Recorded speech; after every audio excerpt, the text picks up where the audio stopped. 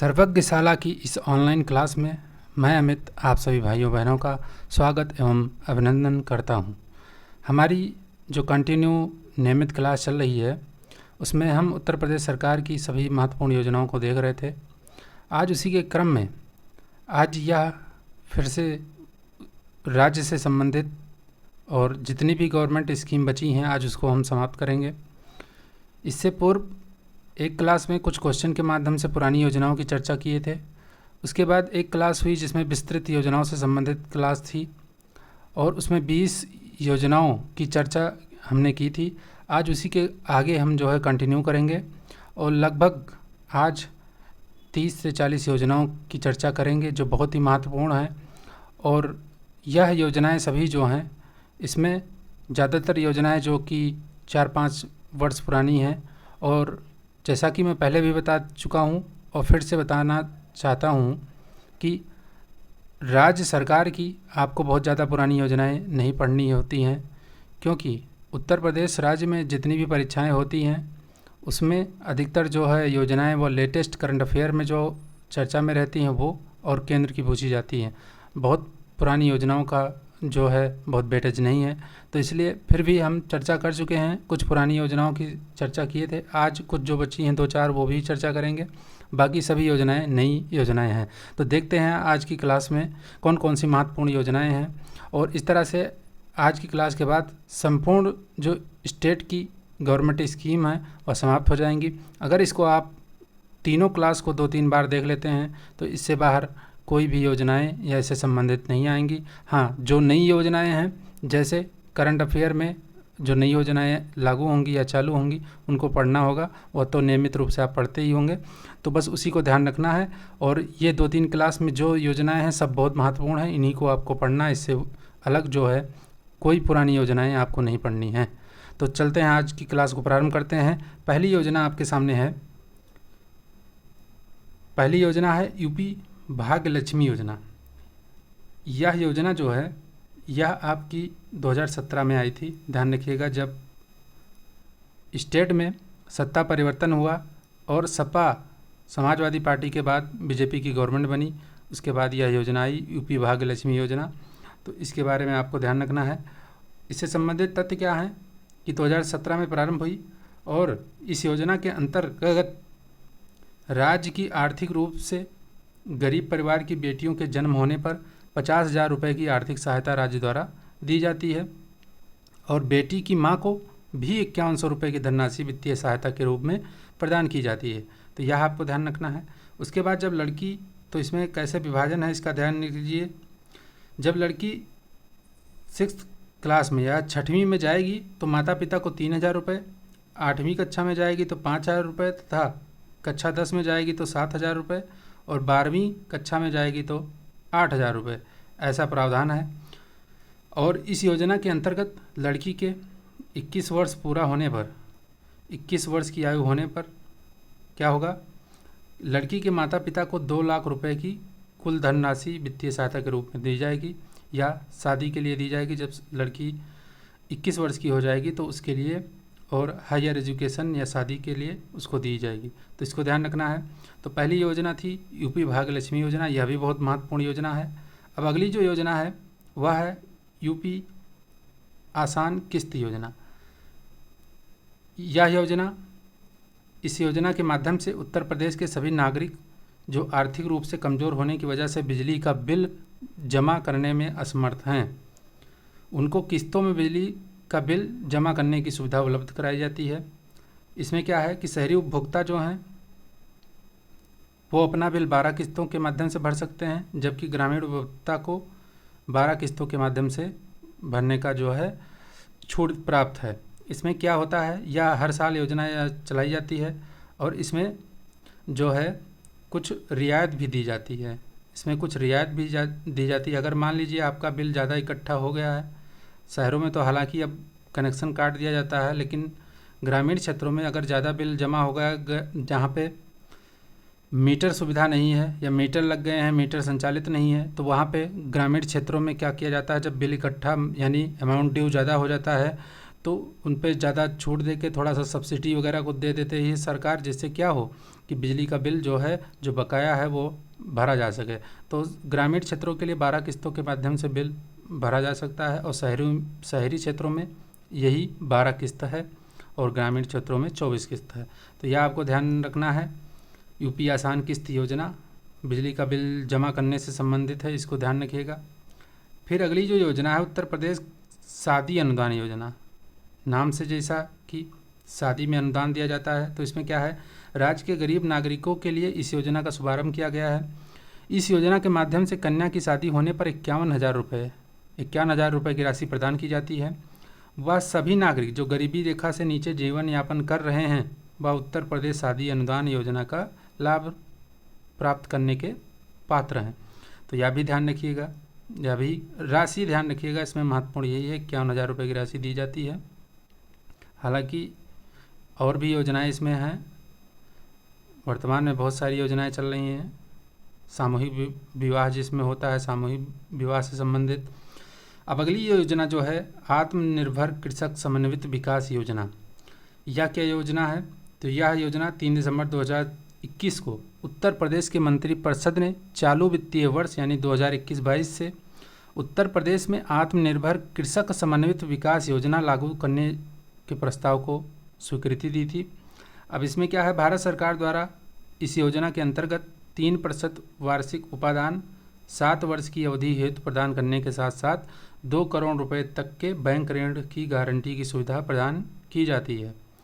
अब इसमें वित्तीय वर्ष 2021-20 से वित्तीय वर्ष 2031-32 यह ध्यान रखना है, यही इम्पोर्टेंट है। इसमें यही 2021-22 से वित्तीय वर्ष 2031-32 तक परियोजना का क्रियान्वयन किए जाने के फलस्वरूप राज्य सरकार पर समेकित रूप से टोटल खर्चा कितना है, 1220 करोड़ रुपए का व्यय होगा, सरकार करेगी। तो यह ध्यान रखिएगा, लगभग 10 साल योजना के क्रियान्वयन पर 1220 करोड़ रुपए खर्च होगा। उसके बाद अगली जो योजना है उत्तर प्रदेश मातृभूमि योजना। यह भी बहुत महत्वपूर्ण योजना है। 2 जून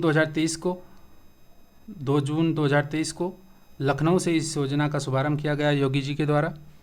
प्रारंभ में यह योजना ग्राम सभा में लागू की गई है, बाद में इसे शहरी क्षेत्रों में लागू किया जाएगा। अब इस योजना के अंतर्गत क्या है कि उत्तर प्रदेश के सभी मूल निवासी जो मौजूदा समय में देश या विश्व में कहीं भी रह रहे हैं और अपने गांव या क्षेत्र का विकास करने में सक्षम तथा इच्छुक हों, सहभागी बन सकते हैं। जैसे मान लीजिए स्टेट का कोई नागरिक है, वह किसी अदर स्टेट में या किसी अदर जो है कंट्री में रह रहा है, पैसे कमा रहा है, लेकिन वह अपने मूल स्थान यानी अपने जन्म स्थान या ग्रामीण क्षेत्र में उसका जो घर था पुराना, वहाँ पे अपनी ग्राम सभा में कोई भी कार्य करना चाहता है, बाहर रह के अपनी ग्रामीण विकास में सहयोगी बनना चाहता है, तो वह इस योजना का सहभागी बन सकता है।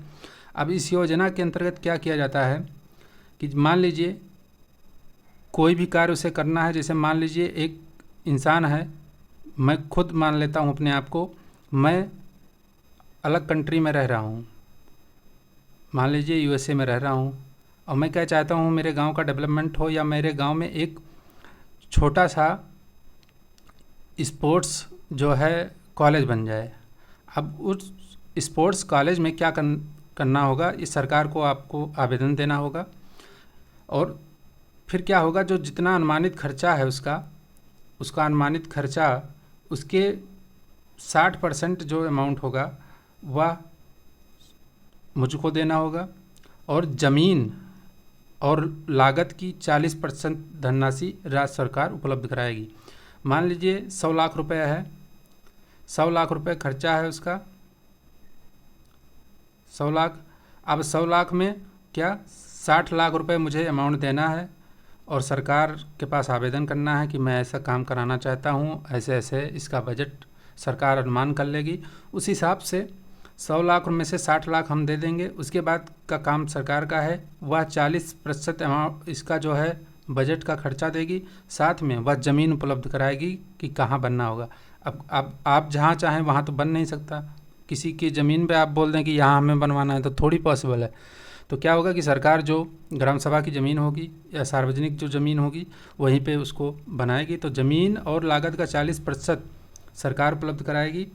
अब इसमें क्या होगा, आपको क्या फ़ायदा मिलेगा कि जब कार्य पूर्ण हो जाएगा तो विकास, जैसे उसके ऊपर जो बोर्ड लगाया जाता है या कोई शिलापट्टिका लगाई जाती है, पत्थर का जो जड़ाया जाता है उसमें, तो उसमें क्या कर सकते हो आप, अपना नाम या अपने पूर्वजों का नाम सम्मान स्वरूप उसमें लिखवा सकते हो।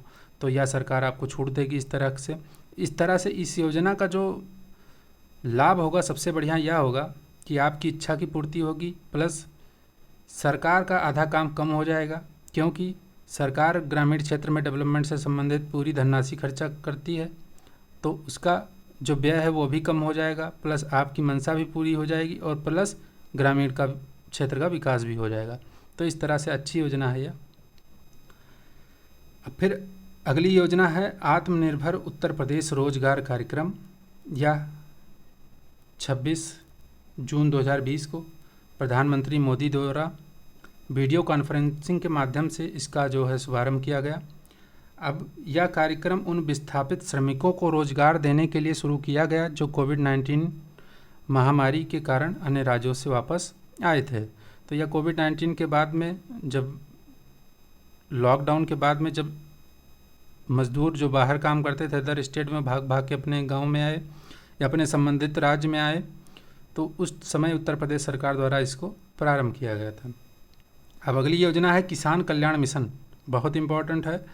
16 जनवरी 2021 को उत्तर प्रदेश सरकार द्वारा किसानों की आय बढ़ाकर दोगुना करने तथा किसानों तक नई तकनीक और योजनाओं की जानकारी पहुंचाने के उद्देश्य से किसान कल्याण मिशन का शुभारंभ किया।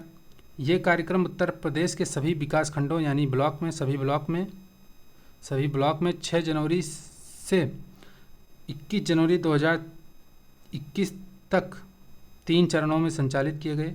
अब इसमें इन कार्यक्रमों के पहले चरण का जो है लखनऊ के सरोजनी नगर विकास खंड से इसका उद्घाटन करने के साथ ही मुख्यमंत्री जी ने प्रदेश के किसानों के लिए 100 कृषि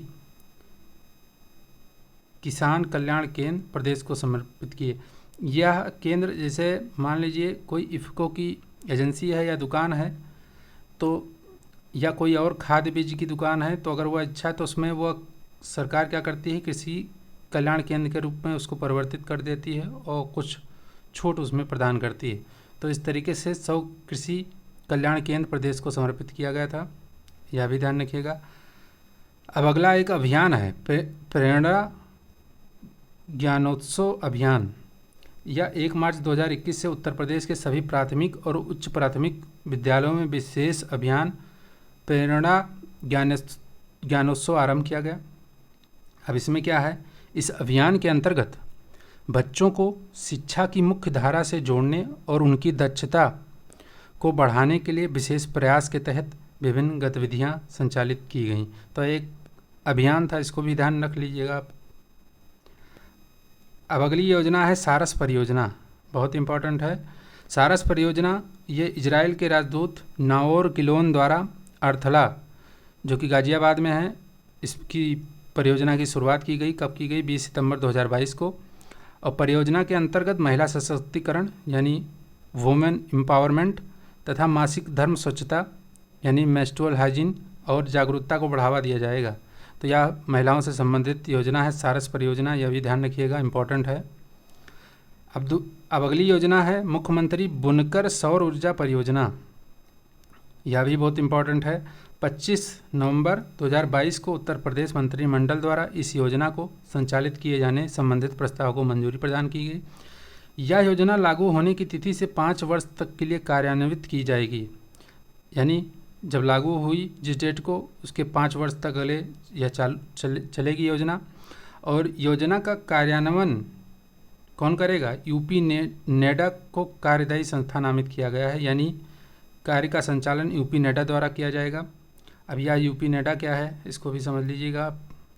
यूपी नेडा बोलते हैं उत्तर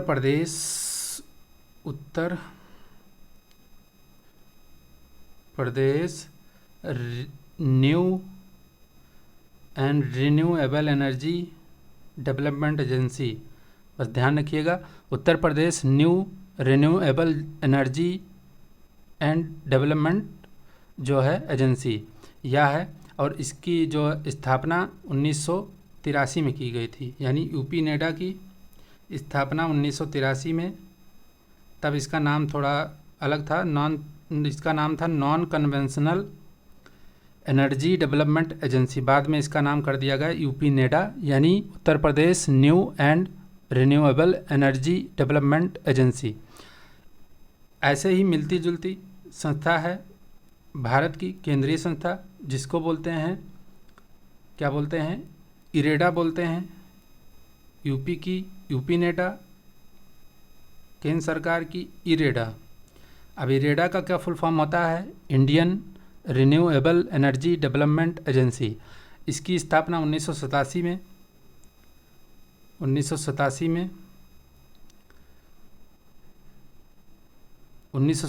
में, जबकि यूपी नोएडा की कब की गई थी? 83 में। तो इसकी 1987 में की गई। ऐसे ही अगर वैश्विक लेवल पर देखें तो एक है इरेना। क्या है? इरेना है, इरेना बोलते हैं इसको, इरेना यानी इंटरनेशनल रिन्यूएबल एनर्जी एजेंसी। इसकी स्थापना 2009 में हुई, और इसका जो मुख्यालय है वह ध्यान रखिएगा मस्दर सिटी, जो कि यूएई के अबू धाबी में स्थित है। यूएई देश के अबू धाबी में स्थित है, मस्दर शहर में। इसी में इसका जो है मुख्यालय है। इरेना बहुत महत्वपूर्ण है, 2009 में स्थापना हुई थी। तो ये सारी जो एजेंसियां थी, स्टेट और केंद्र और इंटरनेशनल लेवल की, ये सब क्या रिन्यूएबल एनर्जी से संबंधित जो हैं, इनको ध्यान रखिएगा।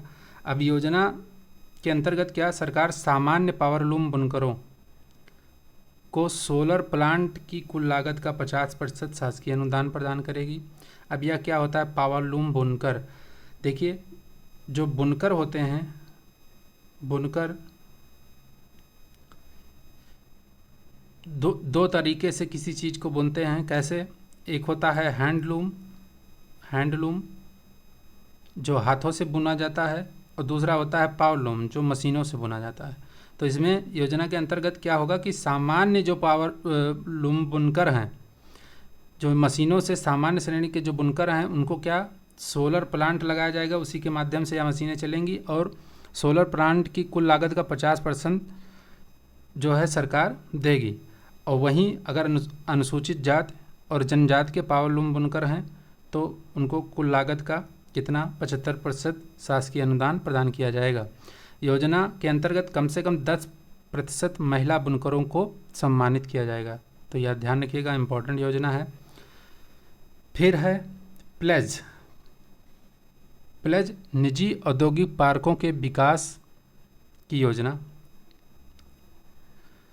प्लेज निजी औद्योगिक विकास पार्कों मतलब औद्योगिक पार्कों के विकास की योजना है। तो यह उत्तर प्रदेश मंत्रिमंडल द्वारा औद्योगिक भूमि की आवश्यकता को सुनिश्चित कराने हेतु इस योजना का प्रस्ताव को अनुमोदित किया 28 जनवरी 2030 को। महत्वपूर्ण है, ज़्यादा पुरानी नहीं है, लगभग 1.5 वर्ष पुरानी यह योजना है, इसको ध्यान रखना है। अब इसमें क्या करना है, जैसे मान लीजिए कोई उद्योग लगना है, कोई उद्योग लगना है आपका, तो उसके लिए जो भूमि की आवश्यकता होगी उसको उपलब्ध कराने के लिए यह योजना है। अब इसमें प्लेज का फुल फॉर्म भी है, आपको ध्यान रखना है। प्लेज को वैसे अगर देखें तो बोलते हैं प्लेज को प्रतिज्ञा। क्या बोलते हैं? प्रतिज्ञा। प्लेज माने प्रतिज्ञा, और लेकिन इसका पूरा रूप है, फुल फॉर्म है इसका, क्या है? Promoting leadership and enterprise for development of growth engine. यह बहुत महत्वपूर्ण है, इसको ध्यान रखिएगा। प्लेज स्कीम बोल सकते हैं आप। तो अब इसमें क्या होता है कि औद्योगिक पार्क की स्थापना के संबंधित यह योजना है। अब औद्योगिक पार्क क्या होते हैं? औद्योगिक पार्क किसे कहते हैं? औद्योगिक पार्क वह होता है जैसे मान लीजिए शहर या किसी ग्रामीण क्षेत्र का वह हिस्सा जिसमें क्या हो, आवासीय तथा व्यावसायिक ज़रूरतों के बजाय क्या हो, औद्योगिक उपयोग के लिए विकसित किया जाता है औद्योगिक पार्क को। यानी इस क्षेत्र में कोई आवासीय क्षेत्र नहीं होगा, ना ही इसमें कोई व्यावसायिक ज़रूरत के लिए यह डेवलप किया जाएगा, बल्कि यह औद्योगिक उपयोग के लिए होगा। औद्योगिक उपयोग के लिए होगा। अब औद्योगिक उपयोग में कैसे क्या, तो इसमें क्या होगा कि जैसे मान लीजिए इसके अंतर्गत कारखाने होंगे, वितरण केंद्र होंगे, गोदाम होंगे, और किसी किसी औद्योगिक पार्क में जो तटीय क्षेत्रों से संबंधित है वहाँ पे बंदरगाह भी होंगे और ऑयल रिफाइनरी वगैरह भी होंगी। तो ये सारे चीज़ औद्योगिक पार्क में होते हैं। तो इस तरीके से आपको ध्यान रखना है। फिर अगली योजना है पंडित दीनदयाल उपाध्याय किसान समृद्धि योजना। जून 2022 में उत्तर प्रदेश सरकार द्वारा राज्य में बीहड़ बंजर जल भराव क्षेत्रों के सुधार एवं उपचार हेतु इस योजना को 2022-23 से 2026-27 की अवधि तक क्रियान्वित करने का निर्णय लिया गया है। तो किसान समृद्धि योजना है, बंजर भूमि में सुधार किया जाएगा। कोई जल भराव वाले क्षेत्र हैं जहाँ पे हमेशा जल भराव रहता है, या बीहड़ जानते हैं भी आप, बीहड़ चंबल नदी द्वारा बहुत ज़्यादा बनाया गया है। बीहड़ चंबल नदी बहुत बनाती है बीहड़। तो चंबल नदी से इसको क्या बोलते हैं, इसको बोलते हैं यह अपर्दन के फलस्वरूप बनता है, अपर्दन। और इसमें गली अपर्दन होता है, गली अपर्दन, गली अपर्दन यानी बहुत तगड़ा अपर्दन होता है और ऐसे गड्ढे गड्ढे बन जाते हैं। डाकुओं को छिपने हेतु बीहड़ बहुत प्रसिद्ध है चंबल में, इसीलिए डाकू ज़्यादा पाए जाते थे, आपको पता होगा। तो इस तरीके से यह योजना थी। अब अगली जो मिशन है, एक मिशन निरामया। निरामया का होता है अर्थ स्वस्थ, स्वस्थ या दोष रहित। निरामया स्वस्थ दोष रहित। तो यह उत्तर प्रदेश के मुख्यमंत्री जी के द्वारा पीजीआई लखनऊ के कन्वेंशन सेंटर में इस मिशन का शुभारंभ 8 अक्टूबर 2022 को किया गया था।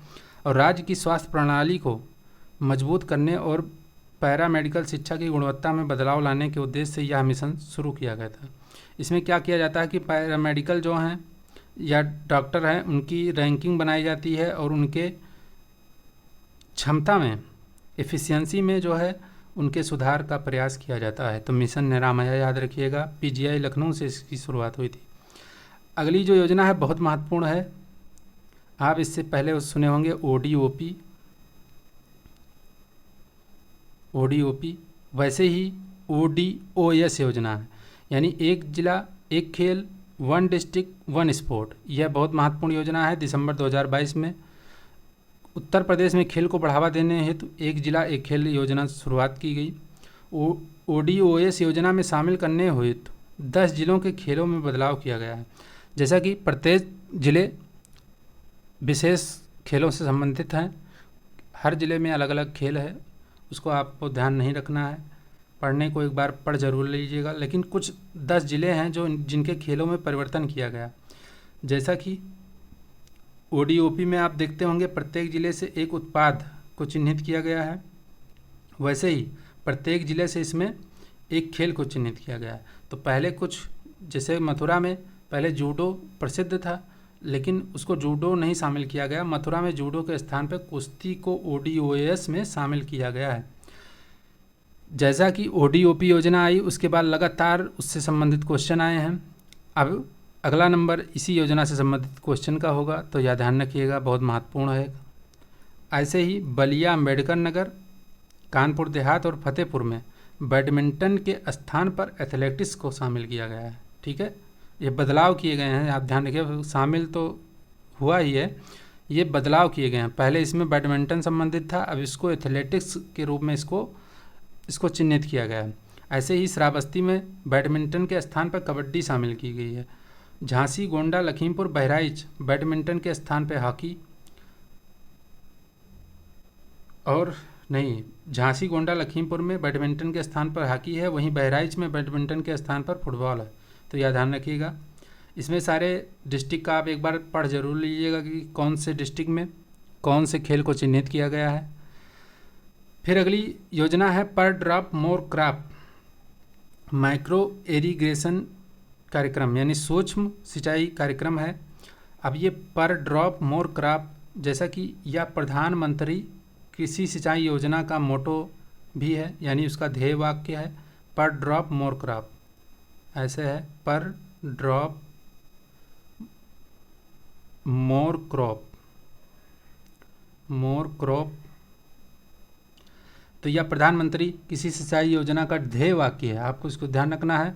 जैसा कि प्रधानमंत्री कृषि सिंचाई योजना जो है 1 जुलाई 2015 में आई थी, 1 जुलाई 2015 को लॉन्च की गई, और उसका उद्देश्य क्या था कि maximum crop yield with minimal water usage, यानी कि मैक्सिमम कृषि उत्पादकता हो, फसल उत्पादकता हो, मैक्सिमम क्रॉप यील्ड, उसके साथ में ज़्यादा से ज़्यादा कृषि उत्पादकता हो, फसल उत्पादकता हो, लेकिन साथ में क्या हो, कम से कम वाटर यूसेज हो, पानी का उपयोग हो, वाटर यूसेज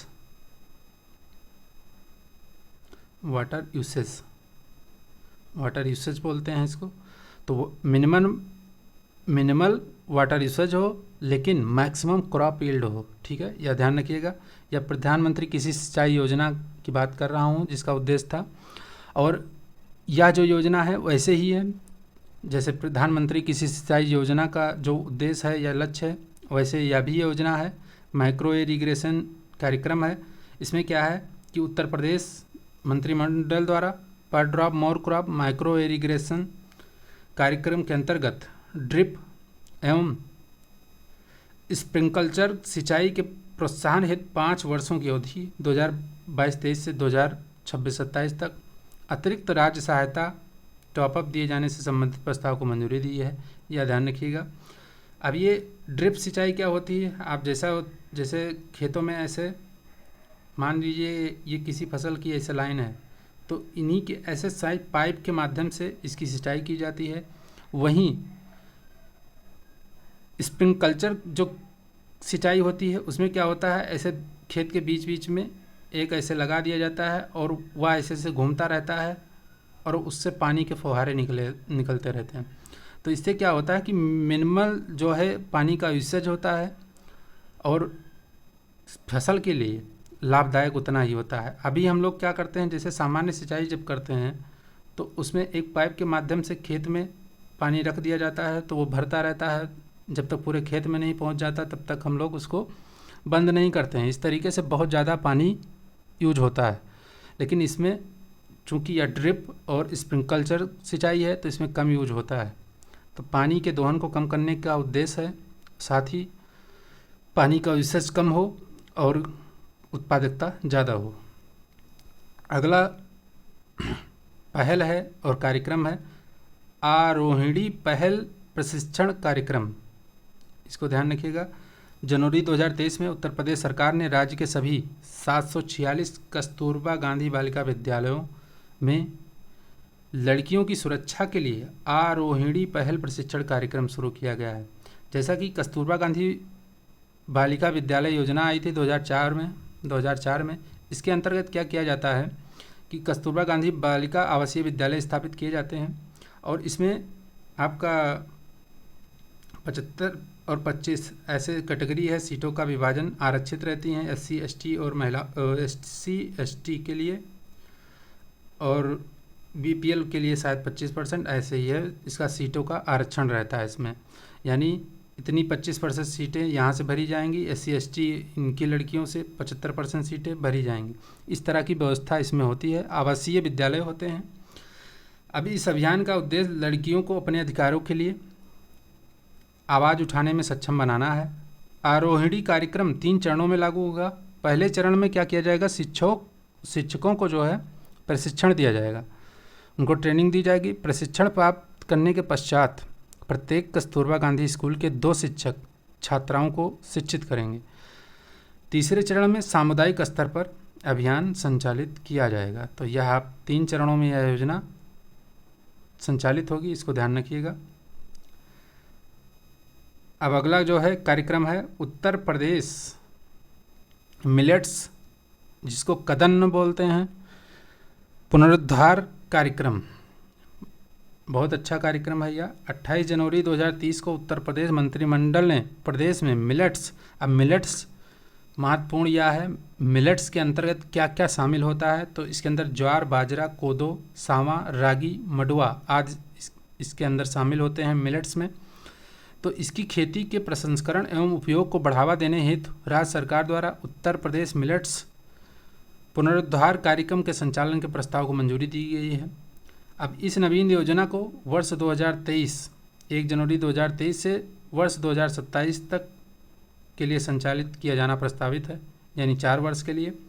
अब इस कार्यक्रम हेतु 5 वर्षों की अवधि में अनुमानित आकलित व्यय लगभग 186 करोड़ रुपए है।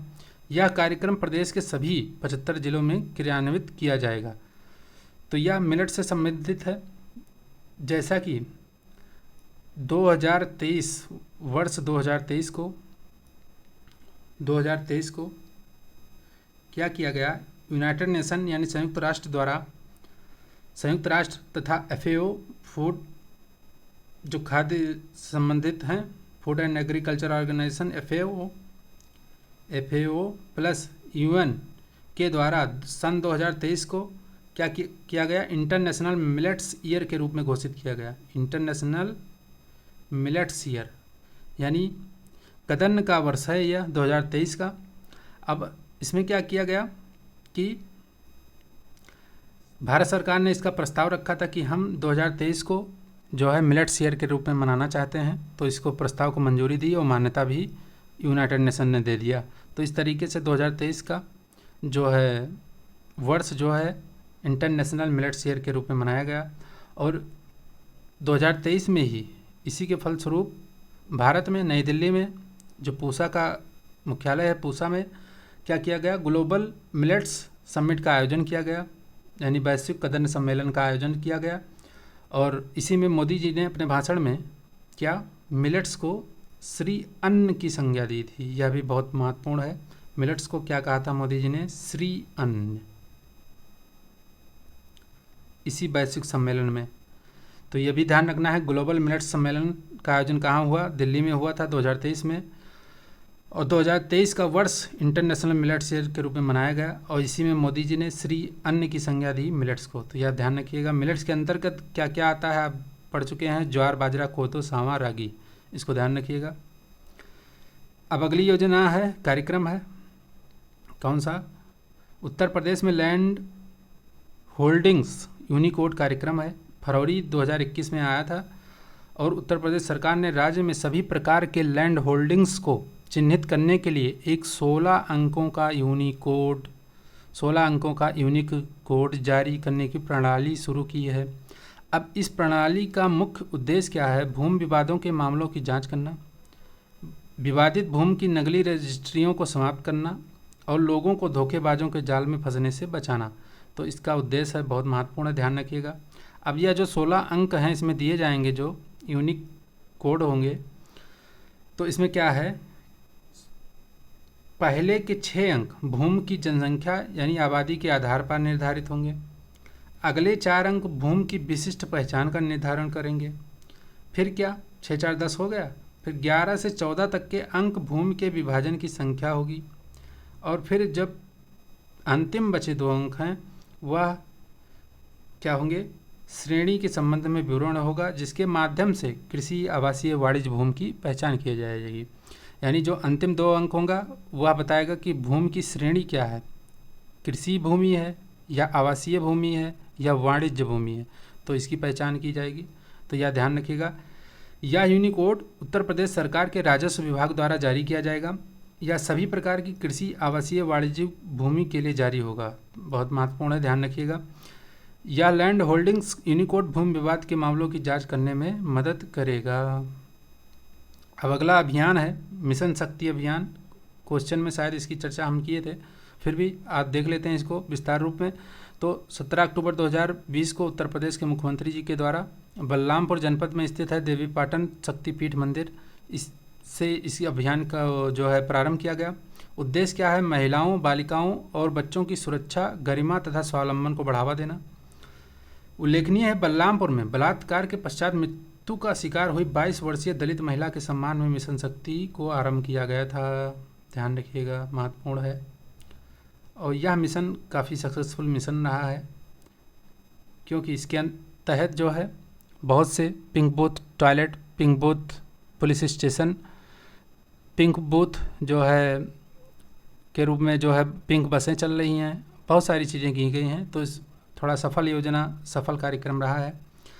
इस पहल का संचालन जो है शारदीय नवरात्रि, जैसा कि वर्ष में 2 नवरात्रि होती है, शारदीय नवरात्रि जो ठंडी में से प्रारंभ होकर वासंतिक नवरात्रि जो अप्रैल में आता है तक किया गया। इस अभियान के तहत 180 दिन की अवधि में प्रदेश के समस्त 75 जनपदों में महिलाओं एवं बालिकाओं को आत्मनिर्भर बनाने का प्रशिक्षण प्रदान करने तथा उनकी सुरक्षा एवं सम्मान के प्रति जागरूकता उत्पन्न किए जाने का कार्य किया गया। तो ध्यान रखिएगा। फिर अगली योजना है मुखबिर योजना। मुखबिर योजना क्या है? बहुत महत्वपूर्ण है यह भी। तो यह 24 जून 2017 को प्रदेश सरकार के द्वारा मुख्यमंत्री जी ने लखनऊ में 181 महिला हेल्पलाइन नंबर है 181 के साथ में 64 रेस्क्यू वाहनों को फ्लैग ऑफ किया तथा कन्या भ्रूण हत्या रोकने हेतु मुखबिर योजना का शुभारंभ किया गया। तो मुखबिर योजना किससे संबंधित है? कन्या भ्रूण हत्या से। राज्य सरकार द्वारा लखनऊ में स्थित केंद्रीकृत कॉल सेंटर के माध्यम से टोल फ्री महिला हेल्पलाइन नंबर 181 का संचालन किया जा रहा है। अब मुखबिर योजना के माध्यम से भ्रूण हत्या के विषय में जनता से गोपनीय रूप से सूचना प्राप्त की जाएगी। अब इस सूचना के आधार पर लिंग के चयन के पश्चात विशेष लिंग की भ्रूण हत्या के अवैध कार्य में संलिप्त व्यक्तियों और संस्थाओं को इसमें दंडित किया जाएगा। तो यह महत्वपूर्ण है। जैसे बहुत से हॉस्पिटल, बहुत से छोटे जो क्लिनिक होते हैं, वहाँ पे क्या किया जाता है, वहाँ पे लिंग की जांच करके वह बता देते हैं कि गर्भ में लड़का है या लड़की। तो अक्सर लोग क्या करते हैं, जो लड़की नहीं चाहते हैं उनको वही भ्रूण के रूप में ही, गर्भ में ही दवाइयों, मेडिसिन के माध्यम से उनको ख़त्म कर देते हैं। तो इस तरीके से भ्रूण हत्या को रोकने के लिए यह प्रयास किया गया है मुखबिर योजना। अगर आप इसमें सूचना देते हैं तो आपकी जो आपका परिचय है या अपना जो है आपका नाम, सब कुछ गोपनीय रखा जाएगा। और इसके साथ ही सरकार आपको 2 लाख रुपए का प्रोत्साहन राशि भी देगी। तो यह ध्यान रखिएगा। अगला है मिशन सारथी, मिशन महिला सारथी। तो यह भी मुख्यमंत्री जी के द्वारा अयोध्या जिले में इस मिशन का शुभारंभ किया गया है। कब? 22 अक्टूबर 2023 को मुख्यमंत्री ने 51 साधारण BS6 बस, BS6 भारत स्टेज 6 BS6 बसों को हरी झंडी दिखाकर रवाना किया और इस मिशन के प्रतीक का अनावरण किया। तो यह भी ध्यान रखिएगा। मिशन शक्ति के चौथे चरण के अंतर्गत यह किया गया है। जैसा कि मिशन शक्ति प्रारंभ किया गया था, उसी के चौथे चरण के अंतर्गत इसको शुरू किया गया है। अब इस मिशन के तहत उत्तर प्रदेश के राज्य सड़क परिवहन निगम की बसों में चालक और परिचालक महिलाएं होंगी और यह बसें महिला यात्रियों के लिए होंगी। अब अगली योजना है बंधन योजना। इसका जो अनुमोदन मंत्रिमंडल ने 10 अक्टूबर 2023 को दिया। उद्देश्य क्या है? प्रदेश में सांस्कृतिक, पौराणिक, धार्मिक और ऐतिहासिक महत्व के स्थलों पर क्या इंफ्रा का निर्माण करना और अन्य सुविधाओं को विकसित करना है। तो यह भी आपको ध्यान रखना है। फिर आकांक्षी नगर योजना है। जैसा कि केंद्र सरकार द्वारा आकांक्षी जिला कार्यक्रम यानी aspirational district programme, aspirational block programme, ये सब चल रहे हैं। उसी के अनुरूप उत्तर प्रदेश मंत्रिमंडल द्वारा वित्तीय वर्ष 2023-24 में प्रारंभ इस योजना के क्रियान्वयन हेतु तैयार किए गए दिशा निर्देशों को 12 सितंबर को स्वीकृति दे दी है। उद्देश्य क्या है? वर्तमान में संचालित सरकारी योजनाओं को नियोजित शहरी विकास हेतु अच्छे ढंग से लागू करते हुए त्वरित प्रगति एवं सतत विकास की प्रगति करना इसका उद्देश्य है। आकांक्षी, जिनमें सुविधाएं अभी नहीं पहुंची हैं वैसे नगर। आकांक्षी किसको बोलते हैं? जिनके पास अभी, जिनके अंदर आकांक्षा है। किसकी आकांक्षा है? आधारभूत सुविधाओं की, विकास की, आदि की, उन्हें एस्पिरेशनल बोलते हैं। तो एस्पिरेशनल डिस्ट्रिक्ट प्रोग्राम केंद्र सरकार द्वारा, एस्पिरेशनल ब्लॉक प्रोग्राम भी केंद्र सरकार द्वारा चल रहा है। तो ऐसे कार्यक्रम होते हैं। अब अगला जो है वह है सबला योजना। सबला योजना जो कि शुभारंभ कब हुआ? 22 फरवरी 2011 को। राज्य के 22 जिलों में पायलट प्रोजेक्ट के रूप में 11 से 18 वर्ष की जो किशोरियां स्कूल नहीं जा सकती हैं, उनके स्वास्थ्य, शिक्षा, कौशल संबंधी सुधार के लिए इसको शुरू किया गया था। अब ये सब थोड़ा पुरानी योजनाएं हैं, लेकिन कभी कभार क्वेश्चन पूछा गया है, बहुत इंपॉर्टेंट नहीं है, लेकिन इसको ध्यान रखना है, हो सकता है क्वेश्चन आ जाए, तो आप इसको इग्नोर मत करिए, एक बार देख लीजिए। जैसे इससे पूर्व जो क्वेश्चन की क्लास हुई थी, प्रश्नोत्तरी की क्लास में हमने इसकी चर्चा की थी। जनेश्वर मिश्र ग्राम योजना 13 अगस्त 2012 को आरंभ की गई थी। अगली है रानी लक्ष्मीबाई पेंशन योजना, जैसा कि 2012 में प्रारंभ की गई और इस योजना का नाम बदल के बाद में समाजवादी पेंशन योजना कर दिया गया था। फिर जब बीजेपी की सरकार आई तो उसने मुख्यमंत्री पेंशन योजना कर दिया। तो इस तरीके से रानी लक्ष्मीबाई पेंशन योजना 2012 में आई थी। फिर है डॉक्टर राम मनोहर लोहिया समग्र विकास योजना, 17 मई 2012 से लागू की गई। 17 मई 2012। लोहिया ग्रामीण आवास योजना या 24 मार्च 2013 से प्रारंभ की गई थी, यह भी ध्यान रखिएगा, ग्रामीण आवास से संबंधित है। फिर है हौसला पोषण योजना, शुरुआत 15 जुलाई 2016 को की गई थी, तो यह भी ध्यान रखिएगा, 2016 को 15 जुलाई को।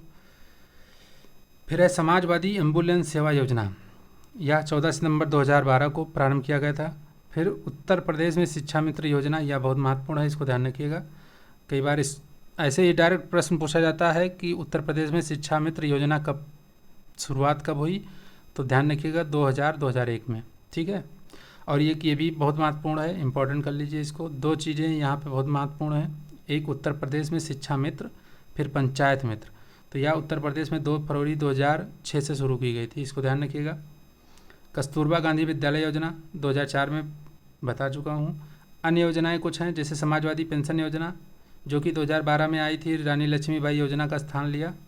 रानी लक्ष्मीबाई पेंशन योजना जो 2012 में आई उसका स्थान इसने लिया। फिर आगे चल के जब सरकार बनेगी बीजेपी की 2017 में, तो इसका नाम बदल के मुख्यमंत्री पेंशन योजना हो जाएगी, तो इसको ध्यान रखिएगा। फिर है महिलाओं से संबंधित एक योजना आई थी, स्वयं सिद्धा योजना, इसका शुभारंभ 2002-03 में किया गया था। फिर 30,000 रुपये की वार्षिक चिकित्सा मदद वाली आई थी योजना, राष्ट्रीय स्वास्थ्य बीमा योजना, 1 अप्रैल 2008 से उत्तर प्रदेश में प्रारंभ की गई थी। फिर बीपीएल परिवारों में वयस्क विवाह प्रोत्साहन एवं कन्या भ्रूण हत्या रोकने हेतु 4 फरवरी 2009 को महामाया गरीब बालिका आशीर्वाद योजना आई थी, यह भी ध्यान रखिएगा। गरीबी रेखा से नीचे जीवन यापन करने वाली बालिकाओं के लिए बालिका समृद्धि योजना अगस्त 1997 में आरंभ की गई थी, ध्यान रख सकते हैं, बहुत पुरानी योजना है, आने का चांस नहीं, लेकिन याद रख लीजिएगा। सावित्रीबाई फुले बालिका शिक्षा मदद योजना 4 फरवरी 2009 को आई थी। ग्रामीण क्षेत्रों में जच्चा बच्चा को वाहन सुविधा उपलब्ध कराने हेतु 1 फरवरी 2009 से संजीवनी परिवहन योजना आई थी। फिर बाद में डायल 100 और ये इस तरीके के जो एम्बुलेंस सेवा व्यवस्था आ गई उसके बाद। फिर 10 से 19 वर्ष की बालिकाओं हेतु दिसंबर 2008 में सलोनी स्वास्थ्य किशोरी योजना की शुरुआत की गई। फिर उसके बाद में व्यापारी दुर्घटना बीमा योजना को नवंबर 2008 में आरंभ किया गया था, जिसके तहत दुर्घटना में मृत्यु होने पर 4 लाख रुपए की सहायता राशि दी जाती है। फिर आई अंबेडकर समग्र ग्रामीण विकास योजना का आरंभ 14 सितंबर 2007 को किया गया और 2007-08 में ही आदर्श नगर योजना की शुरुआत की गई थी। फिर उत्तर प्रदेश में राष्ट्रीय ग्रामीण स्वास्थ्य मिशन जो कि 10 सितंबर 2005 से आरंभ हुआ था, इसको भी ध्यान रखिएगा। तो इस तरह से उत्तर प्रदेश की सभी योजनाओं को, जितनी भी महत्वपूर्ण योजनाएं थी पुरानी नई, सब को समाहित करते हुए उसकी समग्र चर्चा हो चुकी है। पहली क्लास क्वेश्चन के माध्यम से हुई थी जिसमें कुछ पुरानी योजनाओं को उसमें शामिल किया गया था। उसके बाद जो दूसरी क्लास हुई पूरी तरीके से उसकी विस्तृत चर्चा के रूप में हुई है, योजनाएं बहुत महत्वपूर्ण थी वह क्लास। उसके बाद यह है, इस तरीके से हम उत्तर प्रदेश की समस्त जो मोस्ट इम्पॉर्टेंट योजनाएं थीं उनको हमने पूर्ण कर लिया है। अब मिलेंगे किसी नए टॉपिक पर। इस तरीके से समग्रता के साथ इस टॉपिक को हमने देखा और इसको आप अगर 2-3 बार देख लेते हैं तो इससे बाहर कोई योजनाएं नहीं आएंगी, और अगर इससे बाहर कोई योजनाएं आएंगी तो वह करंट अफेयर में जो नई योजनाएं होंगी वह आएंगे। तो इस तरह से देखते रहिए। आप सभी का बहुत बहुत आभार, आप लोगों का सपोर्ट इसी तरह मिलता रहे। आप लोगों की दी गई प्रतिक्रिया के अनुरूप मुझे कार्य करने की जो है सामर्थ्य आता है कार्य करने का और मोटिवेशन मिलता है। अगर क्लास पसंद आ रही हो तो इसको अपने दोस्तों और सहपाठियों के संग साझा ज़रूर करिएगा। अब मिलेंगे अपने नेक्स्ट क्लास में। तब तक के लिए सभी भाइयों बहनों को राधे राधे, जय श्री कृष्णा।